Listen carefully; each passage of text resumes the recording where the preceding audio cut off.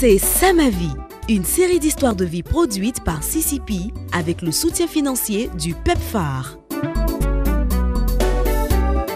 Bienvenue dans le deuxième épisode de l'histoire de vie de Mathurin Amégué.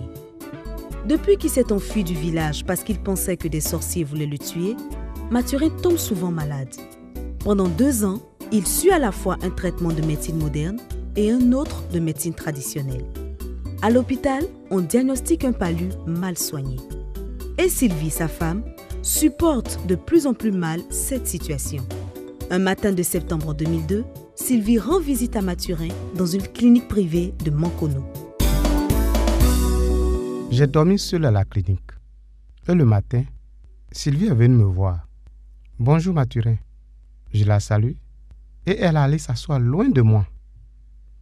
Elle me dit froidement. « Mathurin, j'ai vu un autre marabout. Il dit qu'on a fini de te tuer. Les autres marabouts n'ont pas voulu te dire la vérité.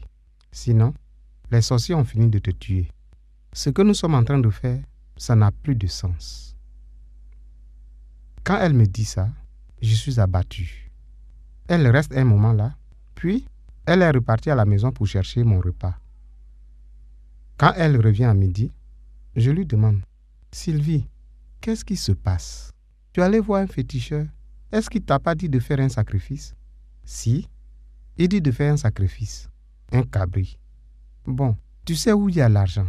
Prends l'argent et fais le sacrifice. » Sylvie me répond « Tu vas faire sacrifice ou tu vas pas faire sacrifice ou on dit que tu es déjà mort. Maladie qui finit pas là. Je ne suis plus dedans. Je suis jeune. Tout le temps, c'est moi qui chauffe Canari. Moi-même, je suis fatigué. » Ah, celle avec qui j'ai fui le village, celle qui me parle comme ça aujourd'hui. Je suis désespéré. Le lendemain, alors que je dois sortir de la clinique, Sylvie vient me voir avec nos 2 enfants. Elle dit aux enfants, « Voilà votre papa là-bas. » Les enfants viennent me saluer. Je les salue aussi. Je reste couché car je suis trop faible pour m'asseoir. Sylvie me dit alors, « Mathurin, je suis venu pour te parler. » Je dis oui. « Mathurin, je suis venu te donner tes 2 enfants. Je suis fatigué. Si toi, tes parents sont en train de te tuer, ils n'ont qu'à venir s'occuper de toi. Et il y a la guerre. Je ne sais pas comment faire. Donc, moi, je m'en vais. Voilà tes 2 enfants. » Elle finit de parler. Elle s'en va. Je l'appelle. « Sylvie, Sylvie. » Elle tourne le dos. Elle laisse les 2 enfants. Et je commence à pleurer. Mon petit frère passe à la clinique et me dit « Ah, grand frère, je suis venu te dire que Sylvie a tout pris à la maison et elle est partie. » « Oui, je sais. Elle est venue ici pour me dire ça. » Mon frère m'explique. « Tes amis lui ont demandé pardon de rester avec toi. Mais elle a pris les bagages pour les mettre chez une copine dans un autre quartier. » Un ami vient me prendre la moto pour aller à la maison. Nous arrivons à la maison. Les enfants sont chez un voisin en attendant le retour de mon petit frère. L'ami m'aide à marcher. Nous entrons et mon cœur serre. Le meuble du salon est vide. Plus de soupières, plus de casseroles. Il ne reste que quelques verres. On m'accompagne à la cuisine.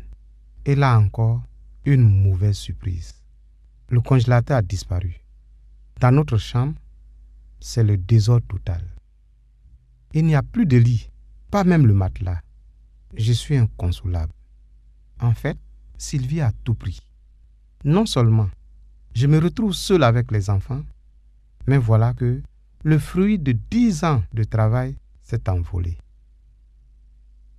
Mon petit frère, avec l'aide de mes amis, déplace le lit des visiteurs et l'installe dans notre chambre. Les jours passent. La douleur de l'absence de Sylvie est toujours forte. Mes enfants aussi sont abattus. Ils ne me quittent plus.